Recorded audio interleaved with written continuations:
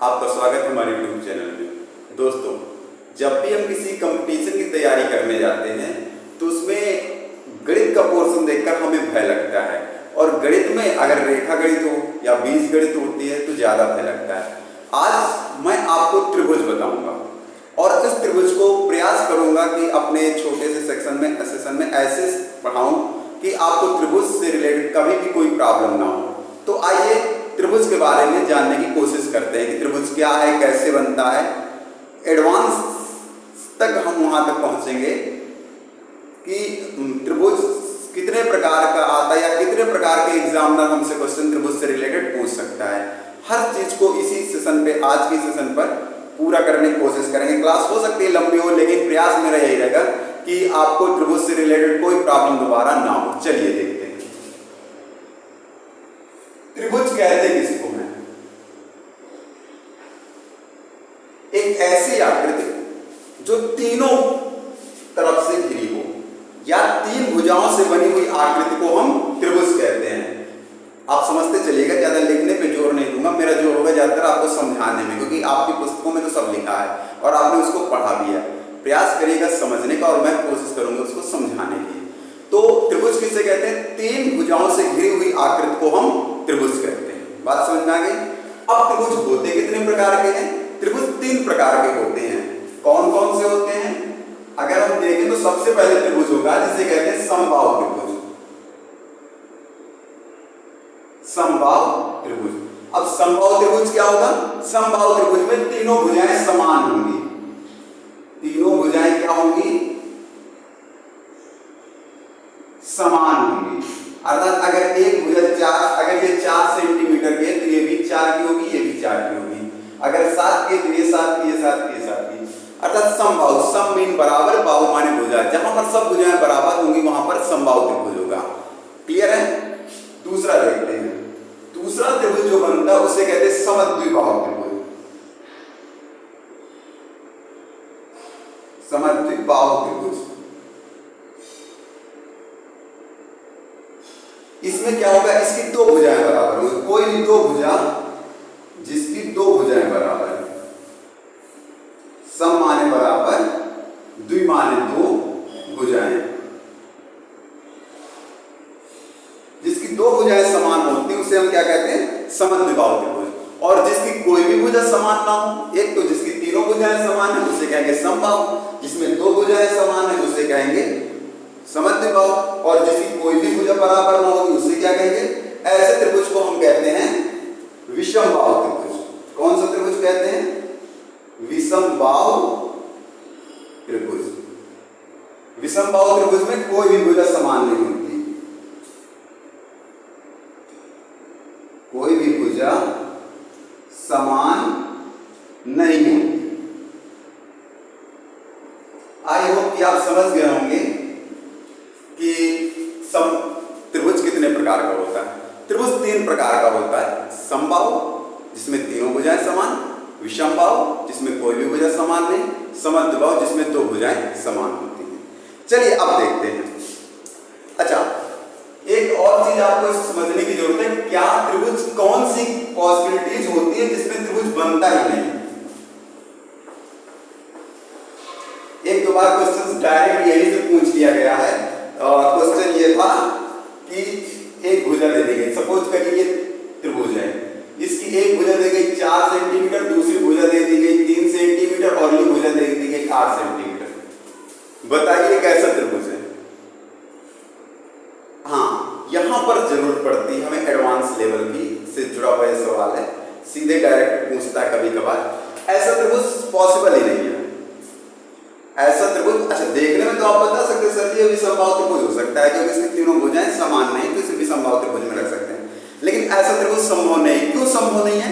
क्योंकि त्रिभुज का नियम है, त्रिभुज की दो भुजाओं का योग जो होगा सदैव तीसरी भुजा से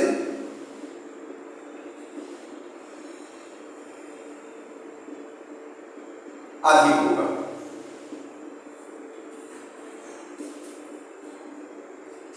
आई होप आपको समझ में आया होगा। त्रिभुज की कोई भी दो भुजाएं होंगी उनका योग तीसरी भुजा से अधिक होगा। देखते हैं 4 और 3 7 और ये कितने का दिए 8। तो इसका मतलब ये त्रिभुज संभव नहीं है। जब भी दो भुजाओं का योग तीसरी भुजा के योग से अधिक ना हो, कम होगा, तो वो त्रिभुज संभव नहीं है। आई होप कि आपको ये बात भी समझ में आ गई होगी। चलिए अब देखते हैं डायरेक्ट इस सवाल की बात करते हैं।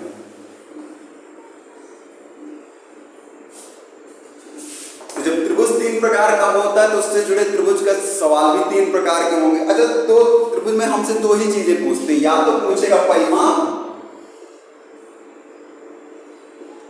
और या तो पूछेगा क्षेत्रफल। अब देखते हैं परिमाप किसे कहते हैं। परिमाप मतलब तीनों भुजाओं की माप। सपोज करिए त्रिभुज दिए हैं, मैं इसी त्रिभुज से आपको हर चीज समझाने की कोशिश करूंगा। ये है 4 सेंटीमीटर, ये है 3 सेंटीमीटर, ये है 5 सेंटीमीटर। इसका हमें परिमाप ज्ञात करना है। तो परिमाप क्या होगा? परिमाप के लिए हम तीनों भुजाओं का योग कर लेंगे। त्रिभुज का परिमाप बराबर क्या होगा? AB plus BC plus CA, अर्थात ये तीनों भुजाएं AB plus BC plus CA। अब इनको जोड़िए। AB कितना है 4 सेंटीमीटर, BC कितना है 3 सेंटीमीटर, प्लस CA कितना है 5 सेंटीमीटर। अब इसका परिमाप निकालिए। 4 3 7 7 5 12 सेंटीमीटर हो गया आंसर। बात समझ रहे हैं? अगर इसकी जगह ये कहते आपसे सवाल ये ना देकर सीधे पूछ ले परिमाप से जुड़ा हुआ सवाल कि ये बताइए एक समबाहु त्रिभुज है जिसकी प्रत्येक भुजा 7 सेंटीमीटर की है। त्रिभुज ये कैसा हो गया? समबाहु त्रिभुज हो गया। समबाहु त्रिभुज है और भुजा कितनी की है? प्रत्येक भुजा 7 सेंटीमीटर की है। तब क्या करेंगे हम? ऐसे के लिए सीधे से लगा देंगे, भुजा गुणे 3 कर देंगे, क्योंकि तीनों भुजाओं का योग ही तो होगा। तो इसमें हम क्या कर देंगे? समबाहु त्रिभुज के लिए समबाहु त्रिभुज का परिमाप कैसे ज्ञात करेंगे?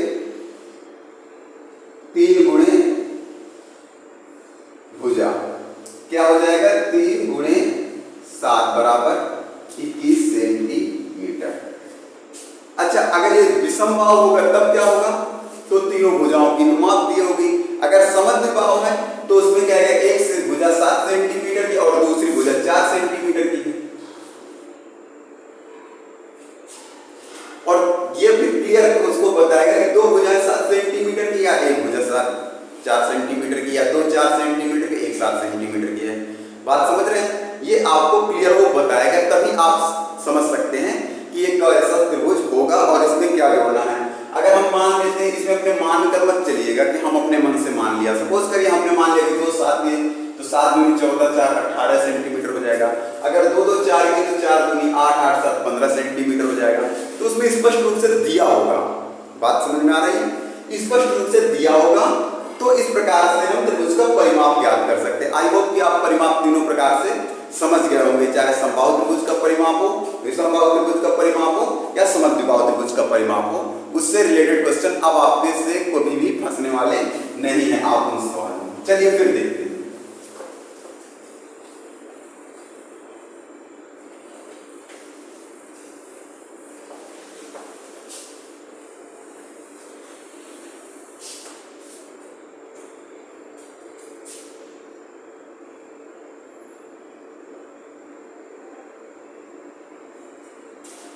अब देखते हैं त्रिभुज के क्षेत्रफल कैसे निकालते हैं।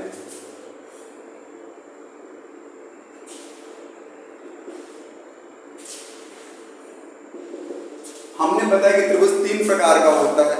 तो जब त्रिभुज 3 प्रकार का होता है तो उसका क्षेत्रफल भी निकालने के 3 तरीके होंगे। कैसे निकालेंगे देखते हैं। अगर त्रिभुज एक सामान्य से त्रिभुज का क्षेत्रफल निकाला जाता है और 1/2 आधार गुणे ऊंचाई, अर्थात जब हम हमें त्रिभुज की आधार और ऊंचाई दिए हो तब हम इस त्रिभुज को आसानी से निकाल सकते हैं। जैसे सपोज करिए त्रिभुज है, त्रिभुज ऐसे दिए हो,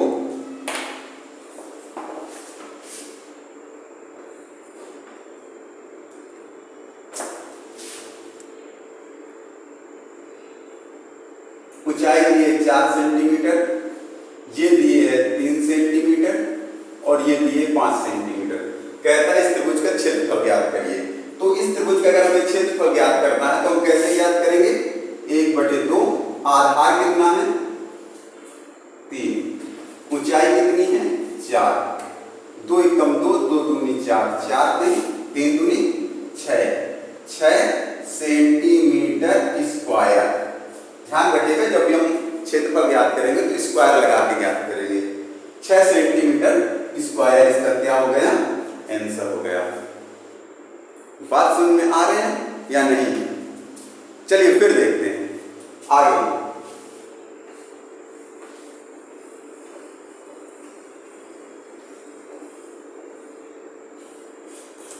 दूसरा सवाल देखते हैं। अगर त्रिभुज ऐसा हो,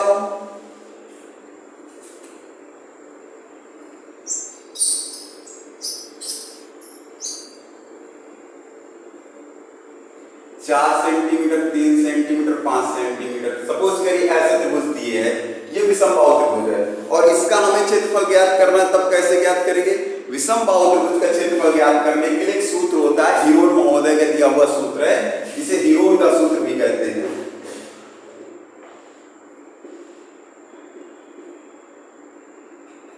हीरोन का सूत्र क्या है? √s, s minus a, s minus b और s माइनस c। बात समझ में आ रही है या नहीं? अब यहां पर देखने में तो सूत्र में बड़ा लग रहा है कि बहुत बड़ा सूत्र है, लेकिन इसको जैसे हम आसान करेंगे बहुत आसानी से, ये सूत्र बहुत सरल है और बहुत आसान है। कैसे ज्ञात करते हैं? s कैसे ज्ञात करेंगे? s ज्ञात करने के लिए हमें तीनों संख्याओं का s बराबर क्या है? a plus b plus c बटे 2 अर्ध परिमाण। अगर हम इसे बोले तो ये s क्या है? s बराबर अर्ध परिमाण।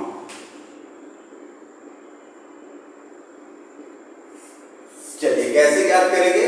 हमें s ज्ञात करना सबसे पहले, तो s बराबर क्या हो जाएगा?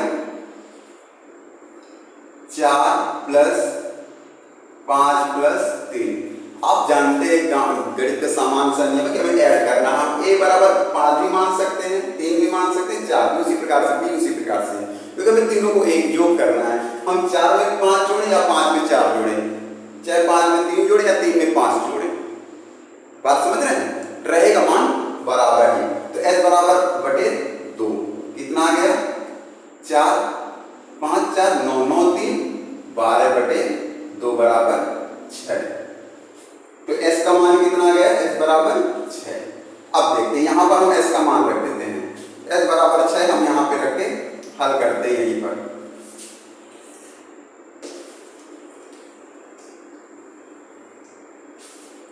s का मान कितना है? 6। कोष्टक में 6 माइनस 4, 6 माइनस 5, 6 माइनस 3। चलिए क्या आ गया? √6। 6 में आप 4 माइनस करेंगे तो 2 आएगा, 6 में 5 माइनस करेंगे तो 1 आएगा और 6 में 3 माइनस करेंगे तो 3 आएगा। चलिए फिर देखते हैं, इसका हम गुणा करते हैं। 3 एकम 3, 3 दूनी 6, 6 सत्ते और 6 छंग 36। क्या आ गया? 36। जब इसको स्क्वायर से बाहर करेंगे तो क्या आ जाएगा? 6। क्या आ जाएगा? 6। लेकिन ये 6 आंसर नहीं रखेंगे, आंसर रखेंगे 6 सेंटीमीटर स्क्वायर। बात समझ में आई? इस प्रकार से हम त्रिभुज का क्या निकालेंगे? क्षेत्रफल ज्ञात करेंगे। अगर आपको मेरी मेहनत अच्छी लगी, वीडियो से कुछ समझ में आए तो प्लीज मेरे चैनल को लाइक करिए, सब्सक्राइब करिए। जय हिंद, जय भारत।